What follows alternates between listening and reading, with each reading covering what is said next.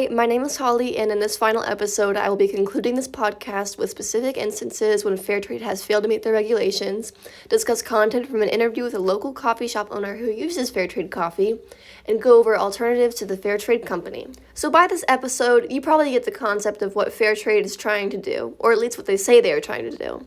In this industry, they specifically want to create better and more reliable standards for the smallholders, right? Well, a lot of times that has actually not been the case. According to Bradley Parrish of Wiley Inner Science, a group of smallholder farmers in Tanzania were scheduled to receive an income bonus of, quote, approximately $25,255 US, added directly to the total income of KNCU farmers, end quote.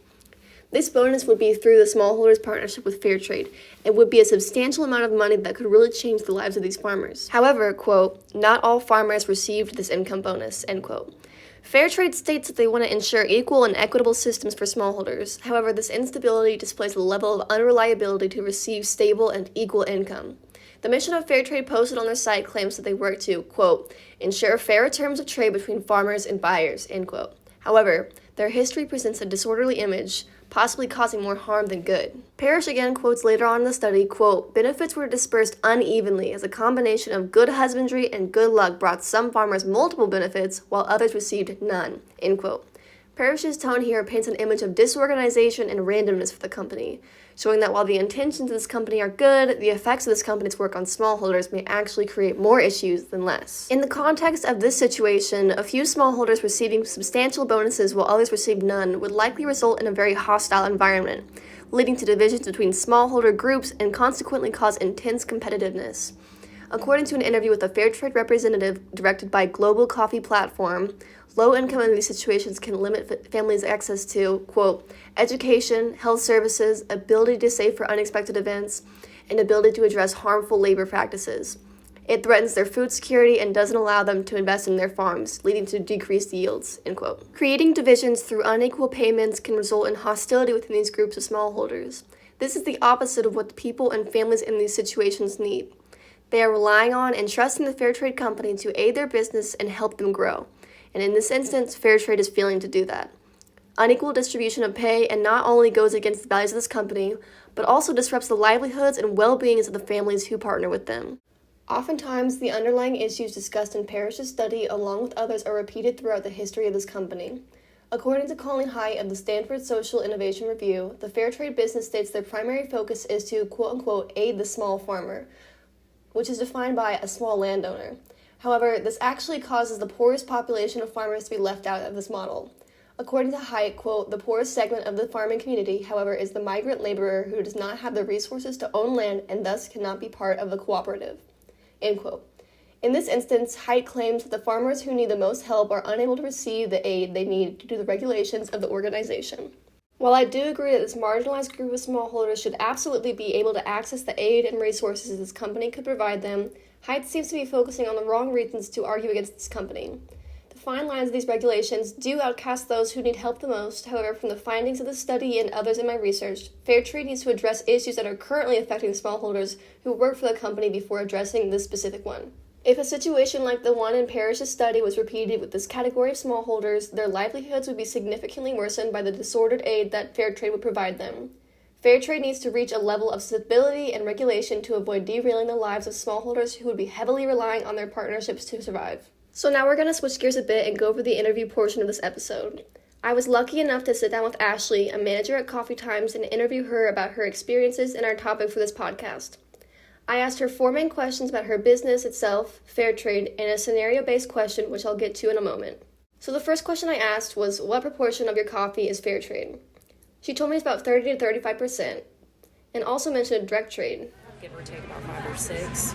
And then we have one direct trade coffee, which we're definitely trying to get more direct trade because it definitely gives farmers more money, more direct money instead of the middleman. So.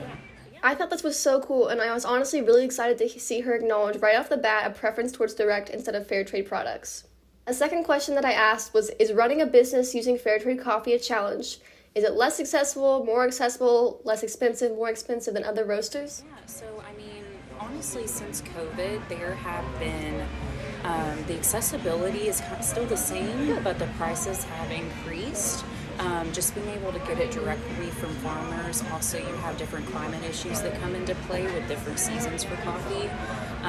But it's not really affected it per se, just causing us to kind of increase prices, but we've not had to take any away, which is really nice. From this information, it really seemed like their business and connections made FairTrade products still pretty accessible, but definitely a little pricier than sourcing from other roasters.